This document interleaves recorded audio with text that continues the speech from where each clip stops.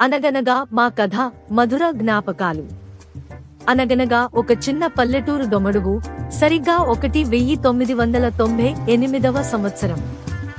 అది ఒక చిన్న గ్రామం, కాని ఆ ఊరి మట్టి వాసన, పచ్చని పొలాలు, వాకిళ్లలో వినిపించే పక్షుల కిలకిల రావాలు ఇంకా గుర్తొస్తూనే ఉంటాయి.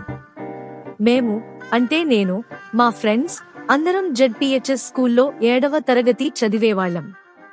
అప్పుడు చదువుల పట్ల ఆసక్తి కన్నా అల్లరి పనులు, ఆటలు, చిలిపితనాలు ఎక్కువ.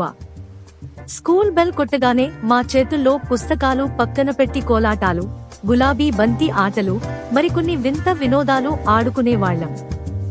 కానీ మా చిన్న ఊరిలో చదువు ముగియడంతో బొంతపల్లి అనే పక్కన ఉన్న గ్రామానికి పై చదువుల కోసం వెళ్లాల్సి వచ్చింది.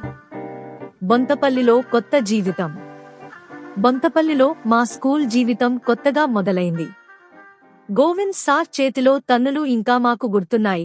Madhusudan sir, Gopal Das sir, Swapnarekha teacher ఇంకా కొందరు టీచర్స్ మాకు ఎన్నో విడదలగా సలహాలు ఇస్తూ మాకు చదువు చెప్తూ మా భవిష్యత్తు బాగు కోసం ఎంత చేశారో. అప్పుడు ఆ స్కూల్లో అడివరాకే కొన్ని గ్రామాల నుంచి కూడా పిల్లలు వచ్చేవారు. అక్కడ విద్యార్థుల మధ్య కొత్తగా స్నేహాలు ఏర్పడ్డాయి. మొదట్లో మా కొత్త పాఠశాలలో తారసపడి వింతగా చూసుకునేవాళ్లం.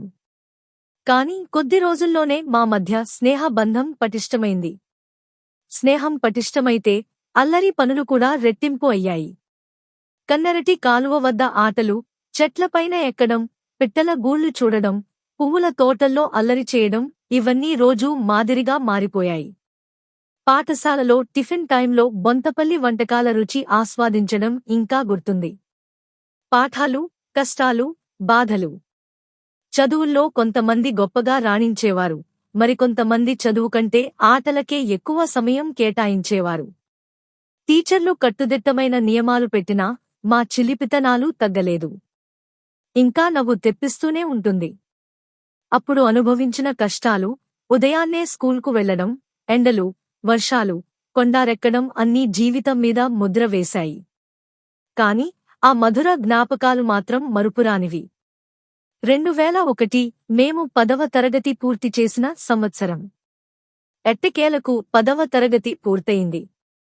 1998లో మొదలైన మా ప్రయాణం 2001కి మధురంగా ముగిసింది. 10వ తరగతి పరీక్షలు పూర్తయినప్పుడు మా అంతా చివరిసారిగా స్కూల్ బయట చేరి గుండెలు భారంగా, కన్నీరు ఆపుకుంటూ ఒక్కోసారి మాట్లాడుకున్నాం. 2025 మళ్లీ కలిసిన స్నేహితులు.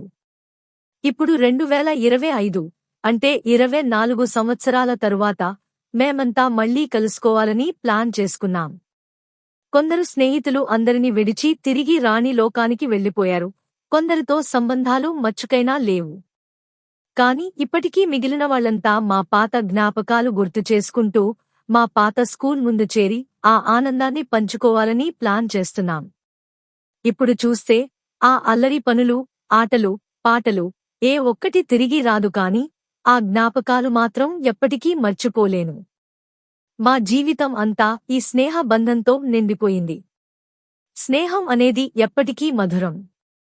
ఏ కష్టాల్లో ఉన్నా, ఏ దూరంలో ఉన్నా స్నేహితుల పిలుపు ఒక్కటే సరిపోతుంది. స్నేహం ఒక సుగంధ పువ్వుల మాల, దాన్ని గుండెకు దగ్గరగా ఉంచుకోవాలి.